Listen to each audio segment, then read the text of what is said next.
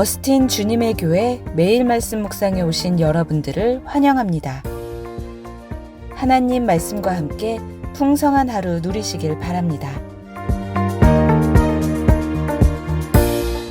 안녕하세요 성도 여러분. 10월 5일 목요일 말씀 묵상 시작하도록 하겠습니다. 오늘 묵상할 말씀은 잠언서입니다. 잠언서 3장 11절 12절 말씀 두 절 같이 함께 보겠습니다. 잠언서 3장 11절 12절입니다. 같이 함께 합독합니다. 내 아들아, 여호와의 징계를 경히 여기지 말라. 그 꾸지람을 싫어하지 말라.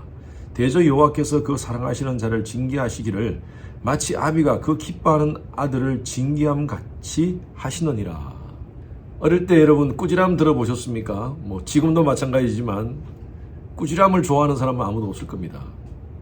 어릴 때 저도 부모님한테 꾸지람 듣고 그렇게 자랐는데 참 그때는 싫었어요. 마치 우리가 학교에서 시험을 칠 때 시험이 참 싫었잖아요. 근데 인생을 지나다 보니까 학교에서 친 그 시험이 저를 더 많이 배우게 했고 또 여러 가지로 많이 훈련을 시켰던 것 같습니다. 꾸지람도 마찬가지죠. 징계도 마찬가지였던 것 같습니다. 꾸지람과 징계가 없었더라면 오늘날 저의 모습이 생길 수 있었을까요?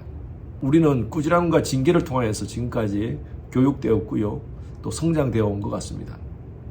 인생에서 꾸지람과 징계는 꼭 필요한 것 같습니다. 가능하면 안 듣고 살면 좋겠지만 우리 모두는 미성숙한 사람들이에요. 누군가에게 도움이 필요합니다.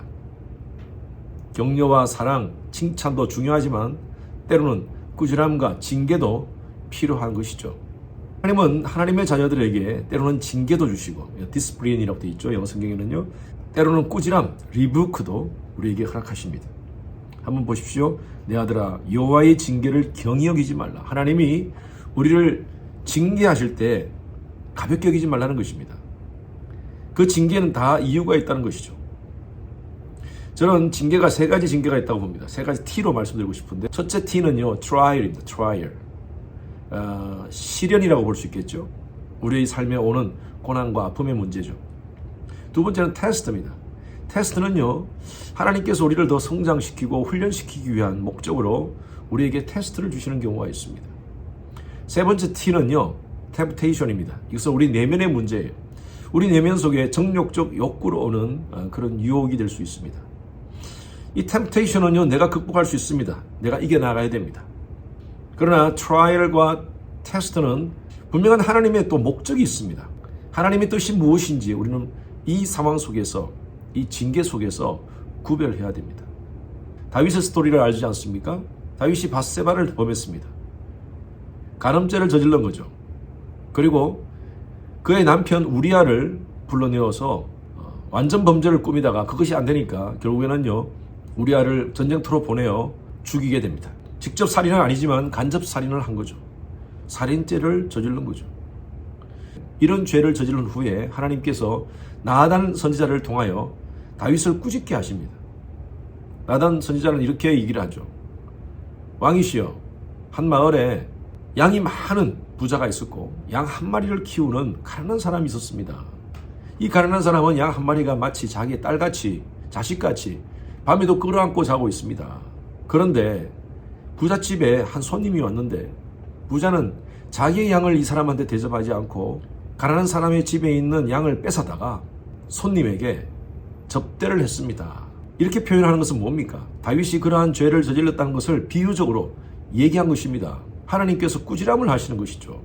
다윗은요, 뻔뻔하게 아니 내 나라에 어떻게 그런 사람이 있을 수가 있는가? 당장 데려와라 하며 소리를 지릅니다. 그때 나단이 얘기를 합니다. 왕이시여, 당신입니다. 다윗은 나단을 통한 하나님의 꾸지람에 그런 무릎을 꿇습니다. 그리고 지은 시가 바로 시편 51편입니다. 나를 주님 앞에서 멀리 하지 마시고 주의 성신을 내게서 떠나지 마소서. 그 구원의 기쁨 회복시켜주시고 정직한 영을 새롭게 하소서. 이것이 바로 다윗의 고백이었습니다. 그리고 하나님의 징계가 다윗의 삶 속에 임하죠. 아들이 죽는 사건이 일어납니다. 하나님은 때로는 우리에게 징계를 하십니다. 그 징계하시는 이유는요, 바로 깨닫게 하시기 위해서입니다. 자식이니까요. 오늘 2절 말씀 보십시오. 대저 여호와께서 그 사랑하는 자를 징계하시기를 마치 아비가 그 기뻐하는 아들을 징계함과 같으니라. 부모가 자식을 징계하지 않습니까? 저는 아이들이 어릴 때 손들어를 가지고 징계를 많이 했습니다. 손들어! 앞으로 5분 동안 손들고 있는 거야? 좀 크게 잘못했으면 10분 동안 서들고 있는 거야? 크게 깨닫게 하기 위해서는 1시간 동안 손들어야 돼? 얘기하고도 제가 거의 2, 3분을 넘기지 못했지만 이 아버지 마음이 약하잖아요. 아이들이 어릴 때는요, 이 징계가 필요합니다. 아이들로 하여금 깨닫게 하기 위해서. 제가 사랑하니까 그렇죠. 내 자식이 아니면 그런 징계를 하지 못하지 않습니까? 옆집 아이를 어떻게 내가 손들어 할 수 있겠습니까? 마찬가지로 하나님도 하나님의 자녀들을 징계하십니다. 사랑하시니까요. 저는 이것을 간섭이라고 봅니다. 하나님 우리를 간섭하십니다. 하나님의 간섭하시면 참 은혜가 됩니다. 항상 우리와 함께 계시고 우리를 도와주시고 우리에게 위로를 주시고, 이게 하나님의 간섭하심이에요. 그런데 때로는요, 하나님의 간섭하심은 우리가 잘못할 때 우리와 하여금 깨닫게 하시고 징계하십니다. 이것은 바로 사랑하시니까요. 세상에서 가장 불행한 인생, 그것은 바로 하나님의 간섭하심을 받지 못하는 인생입니다. 다른 말로 신학적인 표현으로 하면 유기당함입니다. 유기당함.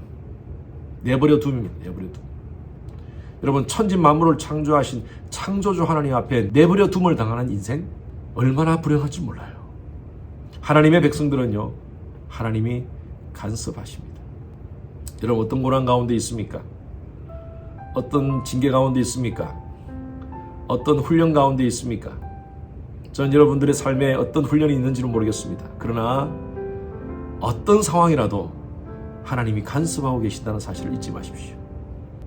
이렇게 여러분들이 하나님 말씀 앞에 서 있는 시간은 바로 하나님의 징계를, 하나님의 책망을 듣는 시간입니다. 제가 주일날 설교를 하고 금요일날 설교하는 것도 그 설교를 통하여서 저와 여러분들이 하나님께 책망 듣는 시간이에요. 다른 하나님의 백성으로 삶을 살고 있는지 우리 자신을 점검하는 시간입니다. 디모데후서 3장 16절 말씀에 모든 성경은 하나님의 감동으로 된 것으로 교훈과 책망과 바르게 함과 의로 교육하기에 유익하니 이는 하나님의 사람으로 온전케 한다라고 했어요.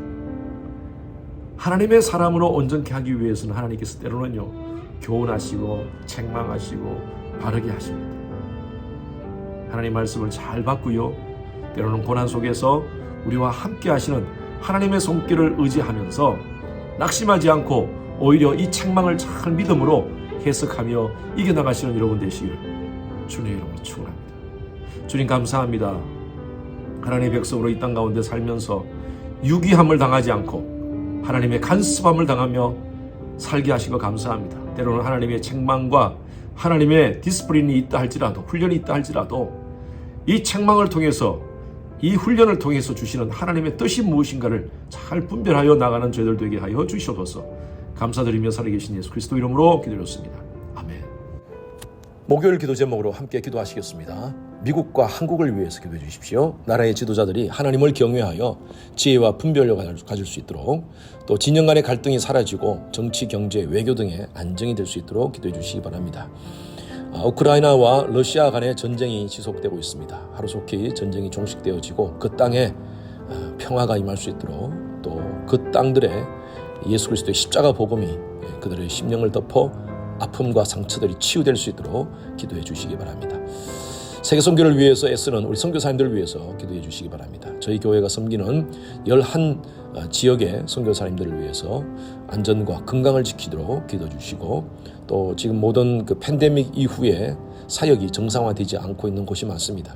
하루속히 모든 사역이 정상화되어 수많은 영혼들이 선교사님의 섬김을 통하여서 예수님께로 돌아오는 역사가 일어날 수 있도록 기도해 주시기 바랍니다. 선교사님을 위해서 기도하실 때에 차드의 김영섭 선교사님, 요르단의 김재문 선교사님, 알래스카 이글리브 교회 이홍래 목사님, 이들의 사역과 가정과 건강을 위해서 기도해 주시길 바랍니다. 함께 기도하시겠습니다.